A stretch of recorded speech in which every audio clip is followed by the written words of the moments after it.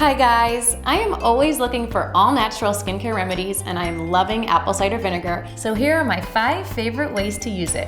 I'm Laura, and as a former makeup artist, I love sharing easy style and beauty tips that help moms feel their best. First up, toner.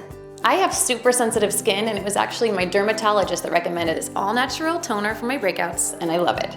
Mix equal parts apple cider vinegar and water.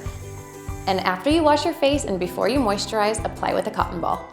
This helps kill bacteria, lightly exfoliates, and also helps balance your skin's pH level. And warning, it's not the best smell, but it's worth it. I'm telling you, you gotta try it. Next, foot deodorizer. So my daughter Sydney does not like wearing socks, so her feet pretty much all the time stink.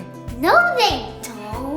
The vinegar is antiseptic and antifungal, which makes for a great foot bath. No more stinky feet, Mom. Next is this face mask.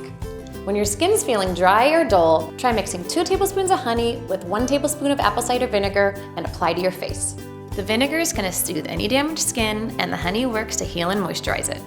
Leave it on for about 20 minutes, then rinse it off with some warm water and then a little cold.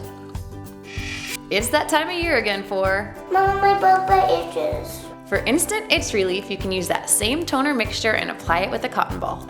Why are you plugging your nose? It's Mom's. And finally, makeup brush cleaner.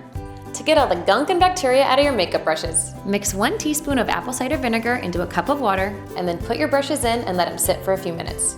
Rinse, and then let them dry. All right, now hopefully you'll give these tips a try. Let me know any natural skincare remedies you might have, and I'll see you next week. Bye guys.